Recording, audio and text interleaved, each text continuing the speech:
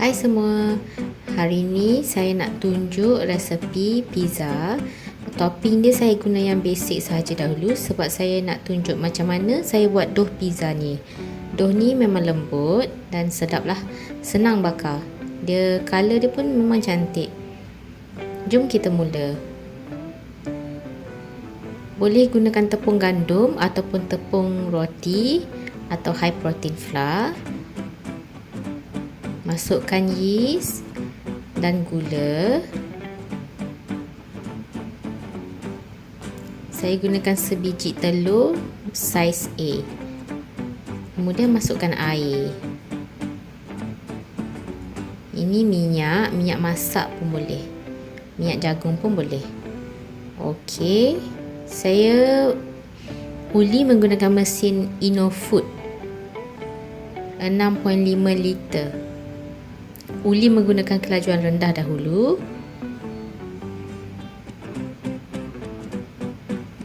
Bila nampak tepung dan bahan-bahan lain tu agak sebati, baru saya akan masukkan garam.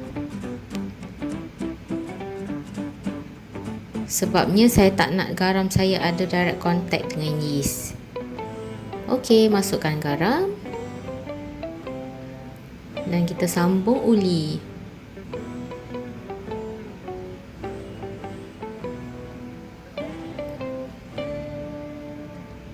Saya uli dalam lebih kurang setengah jam juga semua sampai dough tu nampak elastik dan licin lah.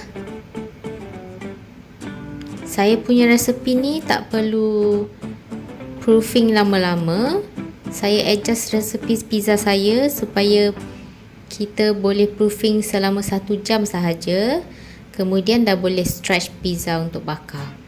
Kalau anda banyak buat survey tentang pizza resepi, kebanyakan orang Itali pizza mereka dia akan proofing dalam peti sejuk, mungkin dalam 24 jam hingga 48 jam macam tu.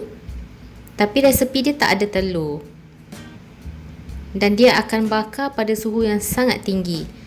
Saya sangat susah nak guna resepi tu sebabnya dough tu susah untuk brown. Ada masalah untuk browning sebab kebanyakan oven di Malaysia, kalau oven-oven dekat rumah ni, suhu paling tinggi hanyalah 250 degrees. Di mana kalau orang Itali, mereka guna brick oven, iaitu oven yang batu tu, suhu dia boleh mencapai 500 Celsius. So mereka hanya bakar pizza mereka selama dalam 90 saat mungkin. Okey, kalau dough dah licin boleh keluarkan. Selalunya kalau nak dapat large pizza dalam yang 12 inci macam tu, boleh timbang dough dalam 230 gram atau 250 gram. Tapi saya selalu cuma bahagi 3 saja. Akan dapat kecil sedikit lah. Sebabnya kadang-kadang lebihan tu tak nak fikir nak buat roti ke apa kan. Terus saya bahagi 3 lah, boleh dapat 3 pizza. Okay, ni saya tunjukkan cara untuk ballkan pizza tu. Mereka panggil book folding. Kita lipat. Okey, bila dah licin, saya akan salut tepung. Tak apa, letak je. Sebab nanti bila kita nak stretch pizza ni pun memang kita akan letak banyak tepung supaya pizza tu tak melekat. Okey, kita proofing 1 jam. Ataupun lebih pun tak apa. Okey, dah 1 jam. Nampak dia dah kembang tu. Okey, anda jangan tumbuk keluar angin daripada dough tu ya. Kita perlukan angin-angin tu supaya pizza kita gebu dan lembut bila bakar nanti. Jadi, kalau tengok saya hanya picit-picit sekeliling. Okey, ini untuk membentuk crust kat tepi tu. Kalau perasan pizza dia ada sekeliling tu kan. Anda boleh buat atau kalau tak nak buat pun tak apa. Cuma saya tunjukkan lah untuk sesiapa yang suka bake crust. Lepas tu kita stretch pizza kita. Saya tak suka guna rolling pin sebab kadang-kadang nanti kita terkuat, so angin daripada dough dah keluar, nanti pizza kita flat. Okey, ini cara kedua. Tadi cara tarik, ini kita guna gravity, biarkan dough tu turun ke bawah, stretching juga. Okey, macam-macam cara lah boleh guna, asalkan you all stretch dough tu. Jadi gelembung-gelembung udara tu masih berada di dalam dough. Bila kita bakar, dia akan gelembung naik, dan itu yang membuatkan kita punya dough pizza tu lembut. Nampak ha, saya stretch. Mana-mana tempat yang anda rasa tebal, bolehlah stretch sikit. Kadang-kadang memang tak sekata. Yang penting jangan sampai koyak. Kalau dah terkoyak pun tak apa. Anda ambil je dough dari yang lain tu, tampal saja. Okey, ni pizza pan saya letak minyak supaya dough tu nanti tak melekat. Sebab kalau tak ada minyak, susah nak keluarkan bila dah lepas bakar nanti. Okey, ni saya stretchkan lagi sikit supaya saya dapat pizza yang besar sikit lah. Kalau anda dah buat beberapa kali, nanti anda dah boleh budget lah nak buat besar mana satu dough tu. Okey, lepas dah letak, selalu saya akan cantikkan sikit bentuk dia supaya dia bulat. Nampak ada tempat yang nipis, jadi perlu hati-hatilah.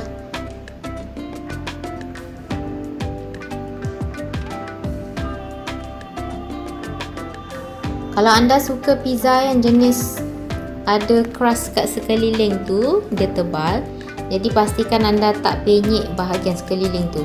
Kalau macam saya tak suka dia besar sangat, jadi saya just tarik juga bahagian tepi supaya dia tak berapa tebal. Okey, ini sos saya. Anda boleh gunakan sos apa-apa, white sauce, tomato sauce, atau pizza sauce yang anda beli daripada tin atau botol kat kedai tu. Macam saya, kadang-kadang saya just mixkan Thousand Island, mayonnaise, chili sauce, letak lemon sikit. So, senang lah, simple. Kadang-kadang tak semua bahan kita ada masa nak buat. Okey, ini mozzarella cheese. Saya suka letak cheese dahulu, baru saya letak topping. Tapi kalau anda suka cheese yang ada kat atas, boleh letak topping dulu. Mana-mana pun tak kisahlah, asalkan rupa pizza kan. Okey, nak letak banyak cheese ke kurang cheese pun tak kisah. Kalau buat untuk budak-budak macam anak saya tu, dia suka pizza cheese, jadi saya letak cheddar cheese, mozzarella cheese, dan apa saja cheese lah boleh letak. Dia tak nak topping lain. Tapi ni untuk kita bolehlah letak macam-macam.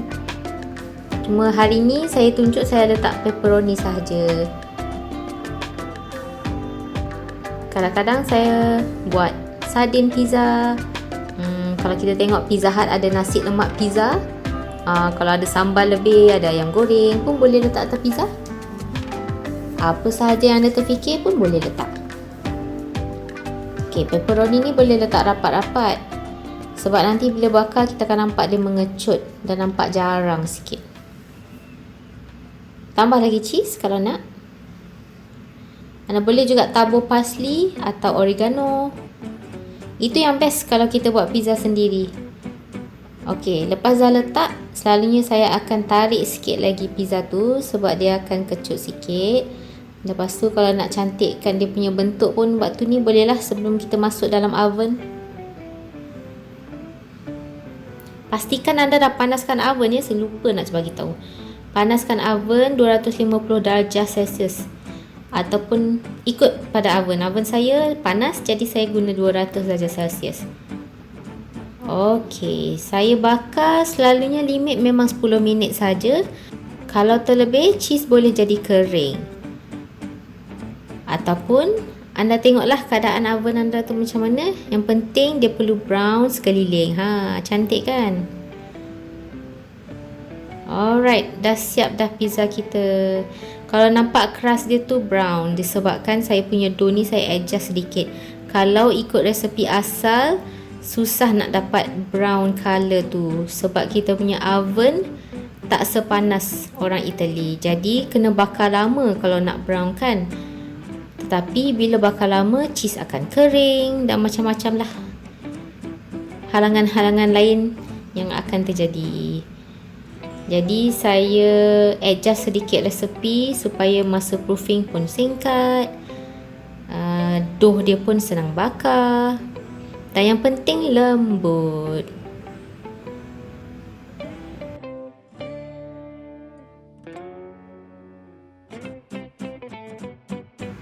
Okey, inilah perfect pizza bagi saya.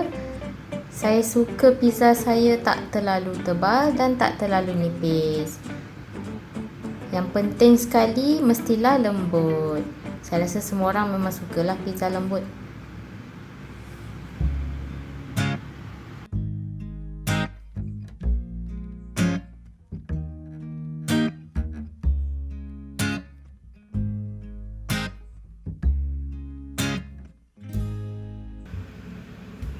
Okey. Jadi saya harap anda boleh cuba resepi ni. Jika anda ada apa-apa komen atau soalan, bolehlah tulis di ruang komen kat bawah. Dan jangan lupa share dengan saudara mara, okey?